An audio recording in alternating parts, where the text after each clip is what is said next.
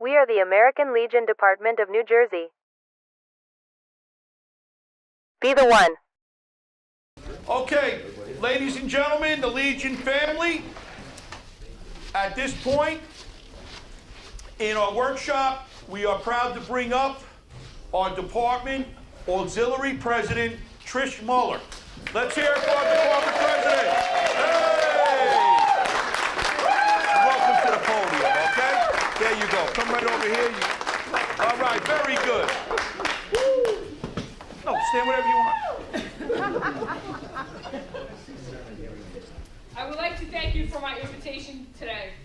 I want to tell you a little bit about my theme. Strike out veteran suicide, spare a life. As many of you know, I am a bowler, so I figured strike out veteran suicide, spare a life.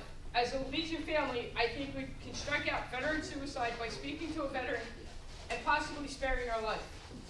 As a Legion family, we can be the one and strike out veteran suicide. Together we can make a difference, one conversation, one connection at a time. Now I would like to turn it over to Charline for more.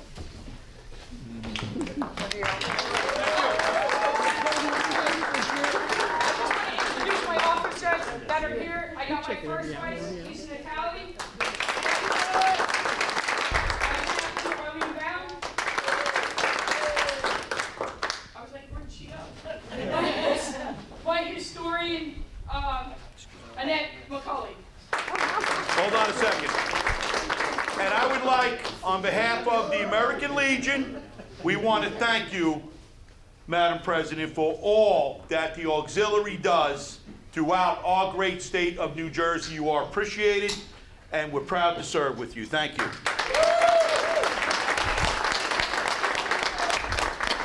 Good morning, everyone. Good morning. I really just want to try this podium out.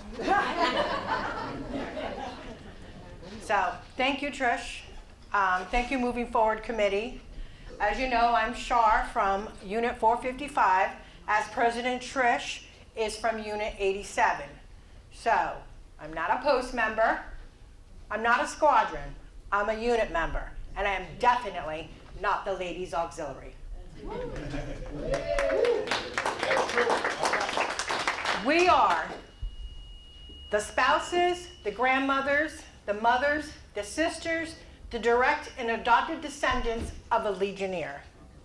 We have the same passion as the American Legion. Ooh, I'm off. Nope, back. We have the same passion as the Legion, but we are two different organizations. So what does that mean? The American Legion Auxiliary controls their own unit, their own finances. We don't have to answer our finances to nobody. Just like the post doesn't have to answer their finances to the unit. So we're just the same passion, but we're separate. We need 10 members to be a charter. However, we can continue with the charter with only 5 members. Impact reporting. So I always hear about post reporting, post consolidated reporting, I believe you say. The auxiliary also does an impact reporting. However, we just do ours filtered a different way. So I'm talking at the unit level. I'm going to use children and youth as an example. I'm a children and youth chairman at my unit.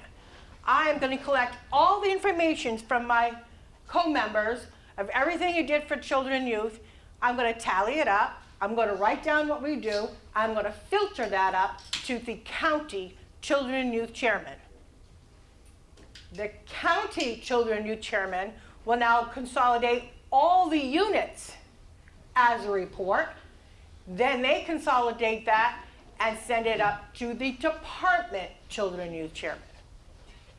The department children and youth chairman will now turn those totals over at the end of the year to President Trish, where President Trish will now consolidate all the numbers and send it up to national. So national ends up consolidating from every department, and they use this when your commander, the national commander, testifies in front of Congress. I don't know if you all knew that. Yes. Yeah. Thank you. Is there any auxiliary members who are Legion riders in this room? There you go. So, I am also an auxiliary, a rider under, charter member under Post 455. When I am doing a riders event, remember, the Riders is a program of the American Legion. So when I'm reporting what I'm doing under the umbrella of the rider, it does not go under the unit or the auxiliary. It goes under the post-consolidated report. This is something I learned in the last training session. All right, we're going to start this wonderful slides. Now, we all get challenges. I know that I do, and I'm trying to get someone to be a new member. And we use that, you know, there's discounts and stuff, but there's other reasons why to be a member. So on these slides, the American Legion Auxiliary membership is meaningful. If you are a veteran or related to a veteran, the best way to have an impact is to just join. Even if you think, I don't have time. I know I can be kind of threatening when I come and ask people to join because I'm so into it. You know, I do everything, but that can be threatening to other people. So even if you don't have time, your membership involvement really does make a difference. Gladden? Oh, I thought you were going to call me the other name. Maverick? Honey? King Tony. Membership dues. If you believe in advocating for a veteran and you don't have time to volunteer, joining the American Legion Auxiliary ensures that there is a unified, comprehensive voice advocating for our veterans. Your membership due supports all of the American Legion Auxiliary programs. That is Veterans Affairs and Rehabilitation, the Poppy, Americanism, and Children and Youth. Transition to civilian life. If you're a service member and you're getting ready to transition back to civilian life, the American family does a tremendous job in helping you find work. Who knows about the community? Who knows what jobs are available? The auxiliary can help with that. Our outreach programs has made a difference in neighborhoods across the country for nearly a century. And added together, our volunteer service impact in just 1 year is nearly $2 billion. That is a big footprint serving our veterans and our military family. If you are interested in volunteer, you can contact the American Legion Auxiliary Unit to learn about the American Legion service projects going on in your neighborhood. Volunteering as one person for a project is rewarding, but volunteering with a group of community project heightens the fun and enhances the meaning of being involved in something that makes a significant difference in community. And look at the networking you have and the friends that you will develop. Military family support. If you're a military family, having someone serve is trying, particularly if your service member is deployed. The American Legion Auxiliary members do so much to help military families, from something simple like working the American Legion to take care of your lawn, to provide programs for your kids at the local unit or post, or if you just need some time away. So me, as a military spouse, I came to New Jersey. I didn't know a soul. I didn't even know the American Legion. I wished at that time that I knew that this big, beautiful family is out there, and I could have had help. The American Legion Service Office Programs. A challenge veterans faces is the paperwork for the VA benefit.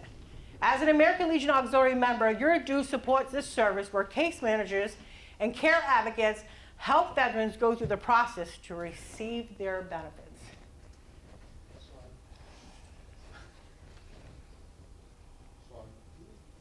I was waiting for somebody to say something. So I just have a very short video. It says the century of work that the American Legion Auxiliary has done.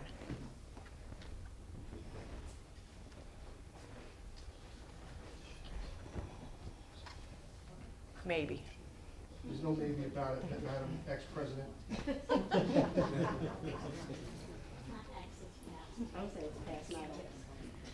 I didn't divorce. I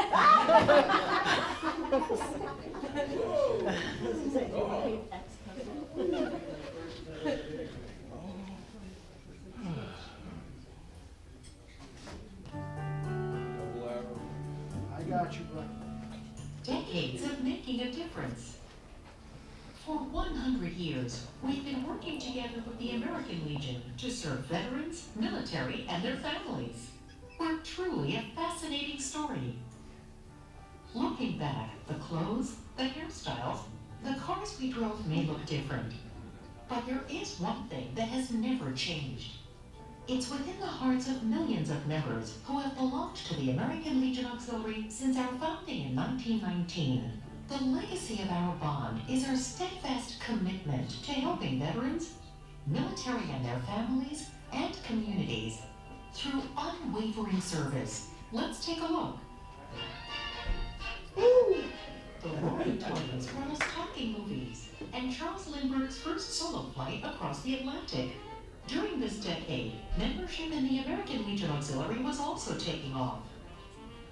In 1921, the ALA held its first national convention in Kansas City, Missouri. Delegates elected Edith Hobart of Ohio as the auxiliary's first national president. She wasted no time setting the groundwork for a national hospital system for veterans. Her leadership was relentless, and she met the challenge with an eye to the future. The hope I have is that this past year may be but a stepping stone over which a great edifice may be built. I leave with you my earnest prayer to carry on. And carry on we did. The Poppy program became a national program in 1924, and in 19... Stand by, buffering. They didn't have buffering in 24. Very good year. Recalculating. Helene, did you pay the internet bill? Sure.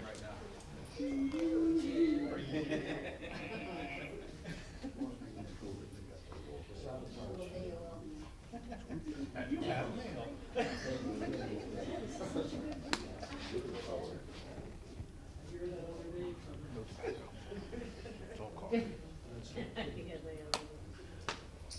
So due to technical difficulties, do we know if the Department of New Jersey ever had a national president? Yes. I know this. Yeah. That's right. So how many did we have? Very good. 7. Nope. 2. Elsie Bailey was the department president in 1988 and 1989. She became our national president in 2002 and then 2003. Our very, very first one was Claire Oliphant. She was the department's first president from 1920 to 1921, and in 1924 to 1925, she was the 4th national president. Good job, New Jersey.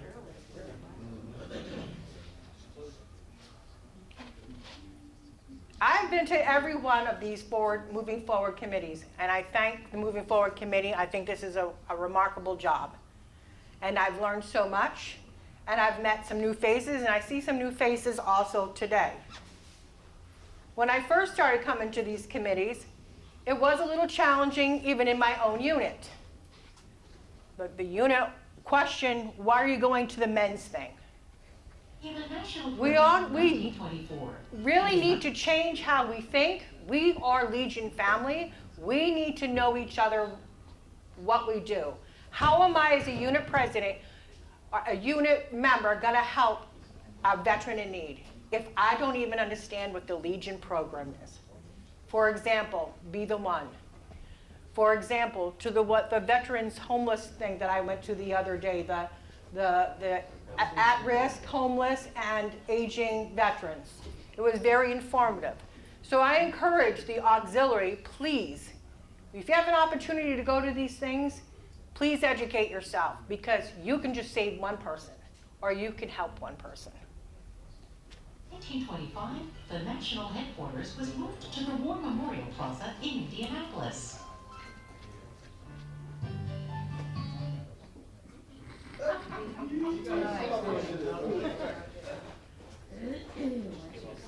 All right, so Madam President, we'll see if we can't get this when we do like lunchtime. We can play it at lunch, hopefully we can get.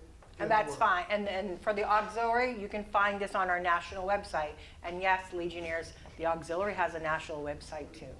Thank you. Please share the website. Hey, let's hear it for past President Charline. We are the American Legion Department of New Jersey. Be the one.